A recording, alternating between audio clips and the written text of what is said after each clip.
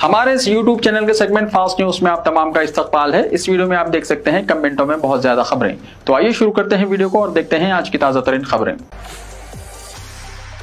तेलंगाना के आदिलाबाद जिले में नाबालिग लड़की का अगवा और इस्मत रेजी बरहम हुजूम का पुलिस पर पथराव, मुलजिम के घर को आग लगा दी गई। तेलंगाना के आदिलाबाद जिले में एक नाबालिग लड़की के अगवा और इसके मुबैना इस्मत रेजी के वाक़े के खिलाफ लड़की के रिश्तेदारों ने पुरतशद्दुद एहतजाज किया, जिसमें पुलिस ओहदेदार जख्मी हो गए। ये वाक़या गुड़ी हितनूर में पेश आया, जहाँ एक नौजवान ने एक नाबालिग लड़की को अगवा करके अपने घर में 3 घंटे तक ज्यादती की। लड़की के रिश्तेदार नौजवान के घर के करीब पहुंचे तो पुलिस ने वहां पहुंचकर लड़के को हिरासत में ले लिया। इस पर बरहम लड़की के रिश्तेदारों ने पुलिस पर हमला कर दिया, जिसमें सब इंस्पेक्टर भीमेश और कई पुलिस एहलकार जख्मी हुए। हमले में 2 पुलिस गाड़ियों को नुकसान पहुंचाया गया और लड़के के घर में आग लगा दी गई। जख्मी पुलिस एहलकारों को बरवक्त रिम्स हॉस्पिटल के इमरजेंसी वार्ड में मुंतकिल करते हुए इब्तिदाई इलाज करवाया गया। जिले एसपी गौस आलम की हिदायत पर टाउन डीएसपी एल जीवन रेड्डी ने सीआईस की हमरा रिम्स हॉस्पिटल पहुंचकर जख्मी पुलिस एहलकारों की खैरियत दरियाफ्त की और डॉक्टर्स को बेहतर इलाज फराहम करने का मशवरा दिया। इस सिलसिले में एक केस दर्ज करते हुए आगे की तहकीकात का आगाज कर दिया है। जायदादों के हुसूल के लिए मुआवजे का अमल शुरू, हैदराबाद मेट्रो रेल ने कहा। पुराने शहर के मेट्रो प्रोजेक्ट के लिए जायदादों के हुसूल का अमल शुरू हो गया है। मुआवजा कबूल करने के ख्वाहिशमंद जायदाद मालिकान रसूलपुरा बिगमबेट में वाक़ मेट्रो भवन जाकर अपनी रजामंदी फराहम कर सकते हैं। MGBS को चंद्रायन गुड्डा से जोड़ेगा के तहत जायदाद के हुसूल का अमल 21 दिसंबर 2024 से शुरू हुआ। इस मंसूबे के लिए 800 जायदादों के हुसूल का नोटिफिकेशन जारी किया जा चुका है। रियासती हुकूमत 81,000 रुपये फी मुरब्बा गज के हिसाब से जमीन की कीमत के साथ अलहदा तामीरात की कीमत भी अदा करेगी। रईतु भरोसा स्कीम के तहत किसानों को माली इमदाद फराहम की जाएगी, वजीर ज़राअत ने कहा। तेलंगाना के वजीर ज़राअत टी नागेश्वर राव ने ऐलान किया है कि आइंदा माह संक्रांति के मौके पर रईतु भरोसा स्कीम के तहत किसानों को माली इमदाद फराहम की जाएगी। वजीर ज़राअत ने कानून साज असेंबली को बताया कि हुकूमत संक्रांति तक किसानों को रईतु भरोसा इमदाद फराहम करने के लिए तैयार है। उन्होंने असेंबली में रईतु भरोसा स्कीम पर मुख्तसर मुबाहिस के मौके पर हिस्सा लेते हुए ये बात कही। उन्होंने निशानदही करते हुए कहा कि रियासती हुकूमत ने अब तक इस स्कीम के तहत 12 सीजन में 80,000 करोड़ रुपए खर्च किए हैं। गुज़िश्ता साल हुकूमत के इख्तिदार में आने के बाद 7,600 करोड़ रुपए से ज्यादा की अदायगी की गई है। दरी असना तकरीबन 21,300 करोड़ रुपए अब तक गैर काश्त वाली अराजियात के लिए किसानों की यकीन दहानी फंड के तौर पर फराहम किए गए हैं। उन्होंने कहा कि वजारती झेली कमेटी ने पहले ही रईतु भरोसा के निफाज के लिए पॉलिसियों का ख़तई तयन करने के लिए बड़े पैमाने पर तबादला ख्याल किया है। उन्होंने अरकान असेंबली से रईतु भरोसा पॉलिसियों पर तामीरी तजावीज़ देने की भी ख्वाहिश की।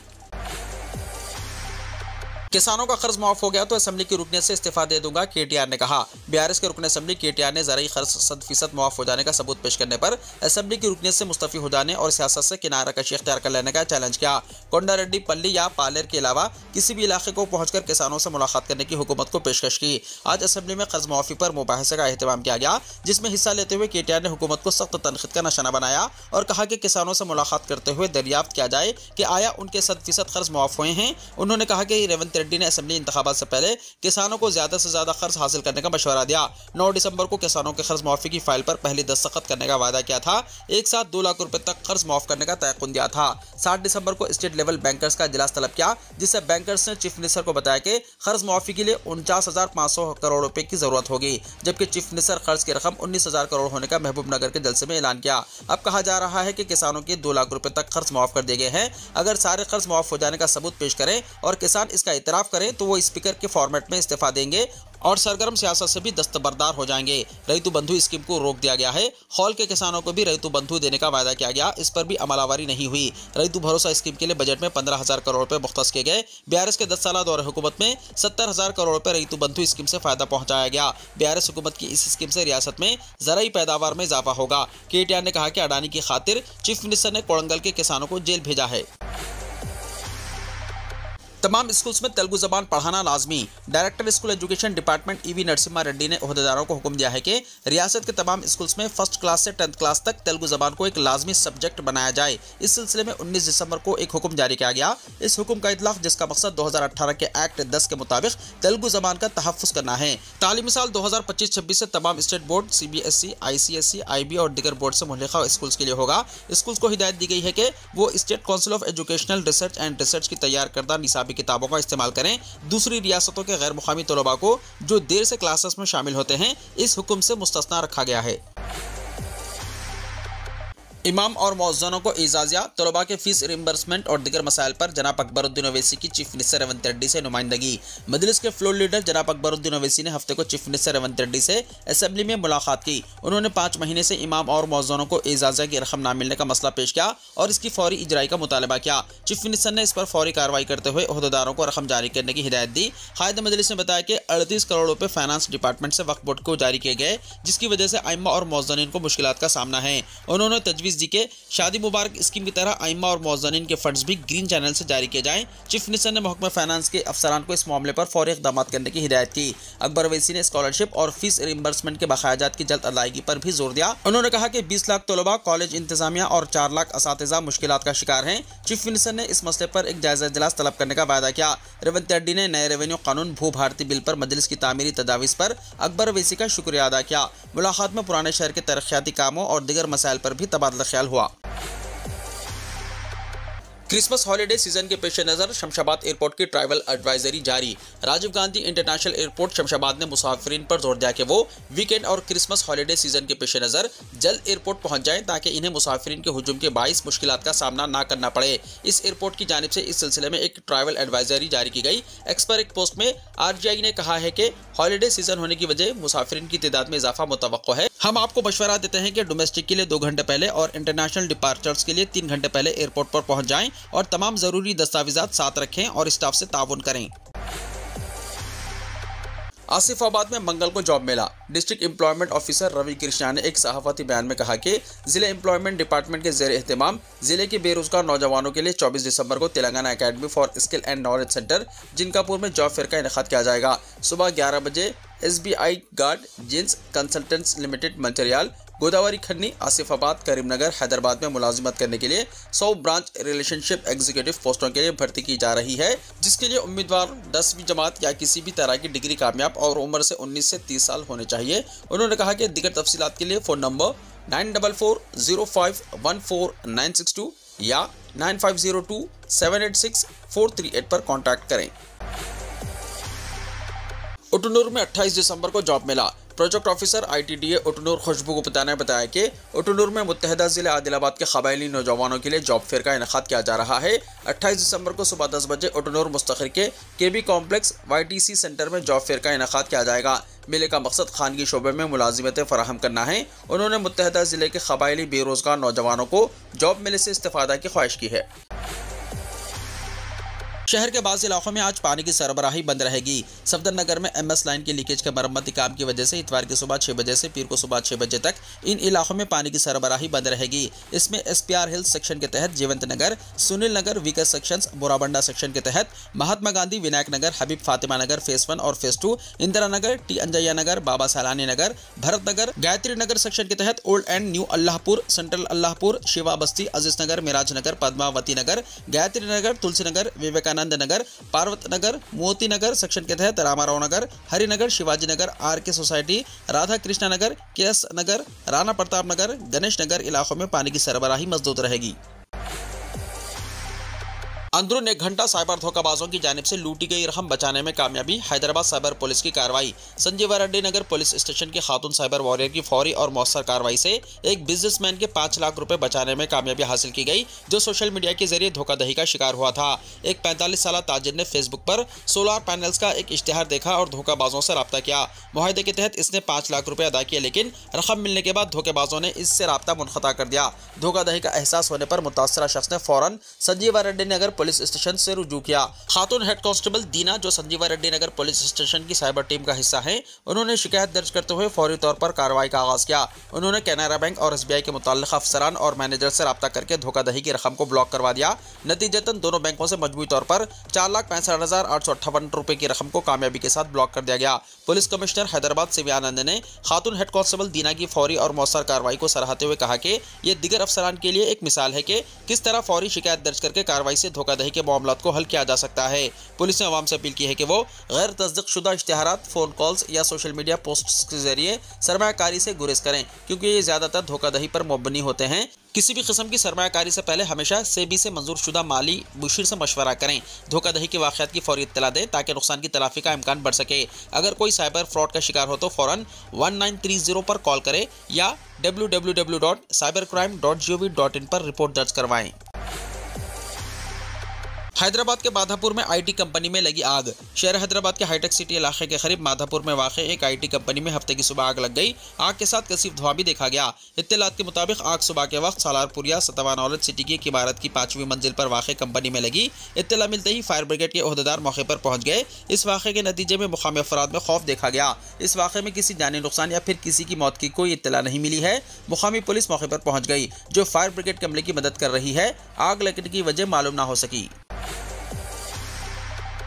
अल्लू अर्जुन और फिल्म इंडस्ट्री के लोगों में थोड़ी भी इंसानियत नहीं है। संध्या थिएटर वाक़े पर चीफ मिनिस्टर का असेंबली में बयान। चीफ मिनिस्टर रेवंत रेड्डी ने पुष्पा 2 फिल्म की रिलीज के मौके पर हैदराबाद के संध्या थिएटर में पेश आए भगदड़ के वाक़े पर असेंबली में बयान दिया। मजलिस के फ्लोर लीडर जनाब अकबरुद्दीन ओवैसी की जानिब से इस मसले को उठाते हुए हुकूमत से वजाहत तलब की गई, जिस पर चीफ मिनिस्टर ने इस पर सख्त रद्दमल जाहिर किया। उन्होंने कहा कि संध्या थिएटर में अल्लू अर्जुन को पुलिस ने इजाजत नहीं दी, लेकिन वो ओपन गाड़ी में हाथ हिलाते हुए हजारों की भीड़ में पहुंचे, जिसकी वजह से धक्कम पहल हुई, जिसमें खातून की मौत हो गई और इसके 9 साल बच्चा हॉस्पिटल में दाखिल है। लेकिन अदाकार अल्लू अर्जुन या किसी अदाकार ने अब तक बच्चे को देखने हॉस्पिटल नहीं पहुंचे। इनमें थोड़ी भी इंसानियत नहीं है। उन्होंने कहा कि अल्लू अर्जुन के पुलिस स्टेशन जाने के बाद फिल्म इंडस्ट्री ने इनकी हिमायत की और इन पर यानी चीफ मिनिस्टर पर तनकीद की, लेकिन किसी ने भी धक्कम पेल में जख्मी होने वाले बच्चे की इयादत नहीं की। उन्होंने मजीद कहा कि तेलंगाना में अब से टिकटॉक की कीमतों में इजाफा नहीं होगा और प्रीमियर या बेनिफिट शोज इनकी हुकूमत के दौरान नहीं होगा। जब हीरो को गिरफ्तार किया गया, कुछ सियासी जमातों ने गैर जिम्मेदाराना रवैया इख्तियार किया और वज़ीर आला के खिलाफ सख्त ज़बान इस्तेमाल करते हुए सोशल मीडिया पर तनकीदी पोस्टें डाली। एक आम मुलाजिम ने अपने बेटे, जो अल्लू अर्जुन का मद्दाह था, के लिए 3000 रुपये फी टिकट के हिसाब से टिकट खरीदे और अपने खानदान को फिल्म दिखाने ले गया। धक्कम पेल के नतीजे में इसकी बीवी फौत हो गई और इसका बेटा शदीद जख्मी होकर मौत और हयात की कशमकश में मुब्तला है। लेकिन 11 दिन गुजरने के बावजूद न फिल्म के हीरो और न ही प्रोड्यूसर ने इस मुतासरा खानदान की खबर ली या अस्पताल में बच्चे की इयादत की। जबकि दूसरी तरफ जमानत पर रिहा होने वाले अदाकार के घर फिल्मी सनत के लोग इनसे मिलने के लिए कतार में खड़े थे। किसी ने भी जख्मी बच्चे की देखभाल के लिए कदम नहीं उठाया। चीफ मिनिस्टर ने सवाल किया कि ये किस किस्म की इंसानियत का रवैया है। पुलिस ने अपनी जिम्मेदारी निभाते हुए कसूरवार अफराद को गिरफ्तार किया। चीफ मिनिस्टर ने वाज़ेह किया कि ये बेहिसी नाकाबिल कबूल है। उन्होंने कहा कि वो फिल्म इंडस्ट्री के लोगों को वाज़ेह तौर पर बता रहे हैं कि गैर इंसानी वाक़यात को हरगिज बर्दाश्त नहीं किया जाएगा। आप फिल्में बनाएं, कारोबार करें और हुकूमत से सब्सिडी या सहूलतें लें, लेकिन अगर आवाम की जानों को खतरा हुआ तो हुकूमत खामोश नहीं रहेगी। चीफ मिनिस्टर ने यकीन दहानी कराई कि जब तक वो इख्तिदार में हैं, ऐसे वाक़यात को हरगिज नज़रअंदाज नहीं किया जाएगा। रियासती असम्बली के सरमाई इजलास का अख्तिताम। तेलंगाना कानून साज असम्बली की कार्रवाई गैर मुअय्यना मुद्दत के लिए मुलतवी कर दी गई। 9 दिसंबर को असम्बली के सरमाई इजलास का आगाज हुआ था। 7 दिन तक असम्बली का इजलास जारी रहा। स्पीकर असम्बली जी प्रसाद कुमार ने बताया कि असम्बली का इजलास 37 घंटे 44 मिनट तक जारी रहा। इस इजलास के दौरान 8 मुख्तलिफ बिल्स को मंजूरी दी गई, जिनमें भू भारती 2024, पंचायत राज तरमीमी बिल, म्यूनसिपल तरमीमी बिल, तेलंगाना यूनिवर्सिटीज तरमीमी bill, Young India physical education and sports university bill, GST तरमीमी bill, Telangana payments of salaries and pension and removal of disqualification तरमीमी बिल, जीएचएमसी तरमीमी बिल भी शामिल है। इजलास के दौरान कई मौज़ूआत पर मुख्तसर से मुबाहिस भी हुए, जिनमें रियासत के कर्जों, टूरिज्म पॉलिसी, गुरुकुल स्कूलों में बुनियादी सहूलतों की फराहमी शामिल है। जबकि इजलास के आखिरी दिन रैतु भरोसा स्कीम पर मुख्तसर से मुबाहिस हुए। इस इजलास के दौरान चीफ मिनिस्टर रेवंत रेड्डी ने हैदराबाद के आउटर रिंग रोड को तवील मुद्दत के लिए लीज पर देने के मामले की स्पेशल इन्वेस्टिगेशन के जरिए तहकीकात करवाने का ऐलान किया था। पीर से 27 दिसंबर तक बारिश की पेशकशी। महकमे मौसमियात ने 23 से 27 दिसंबर तेलंगाना में कहीं कहीं हल्की तवसत बारिश या बूंदाबांदी का इम्कान जाहिर किया है। जारी करदा यौमिया मौसमी रिपोर्ट में कहा गया है कि आइंदा 3 दिन के दौरान अकल तरीन दर्जे हरारत इम्कान है 3 से 4 डिग्री सेल्सियस ज्यादा रहेगा। आइंदा 48 घंटों के दौरान तेलंगाना में मौसम के खुश्क रहने की पेशकशी की गई है। गुज़िश्ता 24 घंटों के दौरान रियासत में चंद मुकामात पर बारिश हुई। जुमा और हफ्ते की दरमियानी शब आदिलाबाद में अकल तरीन दर्जा हरारत 13.2 डिग्री सेल्सियस दर्ज किया गया। हैदराबाद में अकल तरीन दर्जा हरारत 15 से 19 डिग्री सेल्सियस के दरमियान रिकॉर्ड हो रहा है, जबकि आजम तरीन दर्जा हरारत 23 डिग्री के आसपास है। मेहदीपट्टनम था टोली चौकी ट्रैफिक का संगीन मसला। शहर हैदराबाद में मुसलसल ट्रैफिक का मसला पैदा हो रहा है। कहीं सड़कों की मरम्मत तो कहीं बेढंगी पार्किंग का मसला है। हैदराबाद के इलाके मेहदीपट्टनम, टोली चौकी और शेखपेट के हिस्से में सुस्त रफ्तारी से चलने वाली शहरी प्रोजेक्टों, खोदी हुई सड़कों, गढ़ों और गर्द गुबार से दो चार हैं, जिसकी वजह से रोजाना हजारों मुसाफिरों को ट्रैफिक की बेलगाम भीड़ का सामना करना पड़ रहा है। ट्रैफिक पुलिस एहलकारों ने बताया कि जेर जमीन वायरिंग का मंसूबा 1 महीने से चल रहा है। ये काम तकरीबन 10 दिनों में तकमील होने की उम्मीद है। IT कॉरिडोर से मुंसलिक इस सड़क पर 80,000 तक 1 लाख गाड़ियों की आमदोरफ्त है, जिसकी वजह से ट्रैफिक का मसला पैदा हो रहा है। केबल के काम की वजह से ट्रैफिक की भीड़ में मजीद इजाफा हुआ है। इस रास्ते पर कई शहरी काम हो रहे हैं, जिनमें स्ट्रेटेजिक नाला डेवलपमेंट, सीवरेज पाइपलाइन की तनसीब, बॉक्स ट्रेन की तामीर और अब जेर जमीन केबल शामिल है। इनमें से बहुत से प्रोजेक्ट्स कई दिनों से चल रहे हैं, जिससे हैदराबाद में ट्रैफिक की परेशानियों में इजाफा हुआ है। हैदराबाद में मेहदीपट्टनम, टोली चौकी और शेखपेट स्टेट के करीब मुसलसल ट्रैफिक के हवाले से मायूसी का इजहार किया है। अवाम जो इस सड़क पर बाकायदगी से सफर करने वालों को दुगना वक्त हो रहा है। मरकजी सड़क की ट्रैफिक से बचने के लिए अवाम अंदरूनी गलियों का इस्तेमाल कर रहे हैं, जिसकी वजह से गलियों में भी ट्रैफिक का मसला पैदा हो रहा है। ट्रैफिक मसले की वजह से डिलीवरी बॉय जो वक्त पर पार्सल पहुंचाने में नाकाम हो रहे हैं, जिसकी वजह से इन्हें भरहमी का सामना करना पड़ रहा है। ट्रैफिक जाम की वजह से हजारों गाड़ियों का ईंधन भी जाया हो रहा है। कैब ड्राइवर्स को भी ट्रैफिक मसले का सामना करना पड़ रहा है और वो वक्त पर लोकेशन पर पहुंचने में नाकाम हो रहे हैं। ट्रैफिक में गाड़ियां जो धुआं फेंकती हैं, जिसकी वजह से आलूदगी में भी इजाफा हो रहा है, जिसकी वजह से आवाम की सेहत पर इसके मनफी असरात पैदा हो रहे हैं और आवाम मुख्तलिफ किस्म की बीमारियों में मुब्तला होने का खदशा भी है। एक हफ्ते में सोने और चांदी की कीमतों में जबरदस्त गिरावट। इस हफ्ते सोना और चांदी खरीदने वाले सारिफिन की चांदी रही है और शायद अगले हफ्ते भी रहेगी। गुज़िश्ता हफ्ते सोने और चांदी की कीमतों में जबरदस्त गिरावट आई है। India billion and jewellers association यानी IBJA यानी IBJA के इदाद-ओ-शुमार के मुताबिक पिछले एक हफ्ते में सोने की कीमतों में फी 10 ग्राम 1531 रुपये और चांदी की कीमत में 4382 रुपये फी किलो की कमी हुई है।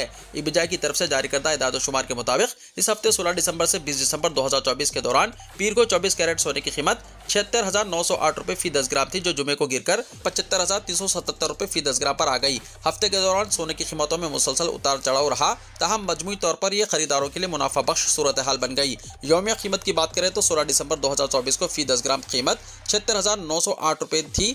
17 दिसंबर 2024 को यह कीमत 76,362 रुपये फी 10 ग्राम हो गई। इसके बाद 18 दिसंबर 2024 को 10 ग्राम सोने की कीमत 76,658 रुपये हो गई, जबकि 19 दिसंबर 2024 को यह कीमत 76,013 रुपये थी। 20 दिसंबर 2024 को यह कीमत 75,377 रुपये फी 10 ग्राम हो गई। इस हफ्ते चांदी की कीमतों में भी बड़ी कमी रिकॉर्ड की गई है, जहां पीर को चांदी की कीमत 79,515 रुपये फी किलो थी, वहीं जुमे को यह घटकर 85,133 रुपये फी किलो पर आ गई। वज़ीर-ए-आज़म मोदी ने रामायण और महाभारत का अरबी तर्जुमा करने वाले कुवैती शहरियों से की मुलाकात। वज़ीर-ए-आज़म नरेंद्र मोदी ने हफ्ते के रोज़ 2 कुवैती शहरियों से मुलाकात की। उन्होंने रामायण और महाभारत का अरबी ज़बान में तर्जुमा और इशाअत करने की उनकी काविशों की तारीफ़ की। वज़ीर-ए-आज़म ने इन महाकाव्यों के अरबी तर्जुमे की कॉपियों पर दस्तखत भी किए। मोदी ने अपने पैगाम में उनका शुक्रिया अदा करते हुए कहा कि मैं अब्दुल्ला अल-बरून और अब्दुल लतीफ़ अन-नसिफ़ की रामायण और महाभारत के तर्जुमे और इशाअत के लिए उनकी कोशिशों को सराहता हूँ। उनका यह इक़दाम हिंदुस्तानी सक़ाफ़त की आलमी मकबूलियत को उजागर करता है। वज़ीर-ए-आज़म ने कहा कि अब्दुल्ला अल-बरून ने रामायण और महाभारत दोनों का अरबी में तर्जुमा किया, जबकि अब्दुल लतीफ़ अन-नसफ़ ने इनकी इशाअत की जिम्मेदारी संभाली, जिससे अरब दुनिया के क़ारीन को हिंदुस्तानी सक़ाफ़ती वरसे से करीब तर होने का मौका मिला। गजा में पनाह गज़ीन कैंप पर बड़ा हमला। IDF के हमले में 25 फ़लस्तीनी हलाक। इसराइल ने एक बार फिर फ़लस्तीनी शहरियों पर तबाही मचा दी है। इसराइली फ़ौज ने वस्ता गजा की पट्टी में नुसरत पनाह गज़ीन कैंप पर फ़िज़ाई हमला किया। इस हमले में कम से कम 25 अफराद हलाक हो गए। इसी दौरान एक अपार्टमेंट को निशाना बनाने वाले हमले में 8 फ़लस्तीनी मारे गए। इन हमलों में बड़ी तादाद में लोग जख्मी हुए हैं। तमाम जख्मियों को अस्पताल में दाखिल कराया गया है। इसराइल का कहना है कि इसे हमास की शिद्दत पसंदों के अपार्टमेंट में छुपे होने की इत्तला मिली थी। इसके बाद इसने ये हमला किया। इसी दौरान फ़लस्तीनी महकमे सेहत के हुक्काम का कहना है कि इसराइली हमले में हलाक होने वाले तमाम अफराद आम लोग हैं, जिन्हें इसराइल ने निशाना बनाया। इसके साथ ही फ़लस्तीनी महकमे सेहत के हुक्काम का कहना था कि पूरे इलाके में इसराइली फ़ौज के हमलों में 33 अफराद हलाक हुए हैं। खबर रसां इदारे रॉयटर्स का कहना है कि इसराइल ने हालिया दिनों में गजा में अपने फ़िज़ाई हमले तेज़ कर दिए हैं, वो भी ऐसे वक्त में जब 1 साल से जारी इसराइली बमबारी को रोकने के लिए बातचीत जारी है। खतर से लेकर मिस्र तक गजा में जंगबंदी के लिए बातचीत जारी है। इसके साथ साथ अमेरिकी वज़ीर ख़ारजा और कौमी सलामती के मुशीर इसराइल के दौरे पर हैं। वीडियो को लाइक शेयर कीजिए और हमारे इस YouTube चैनल को सब्सक्राइब करते हुए इसके बेल आइकॉन को भी प्रेस कर लीजिए, ताकि ऐसी ही ताज़ा तरीन खबरों का नोटिफिकेशन सबसे पहले आपको मिलता रहे।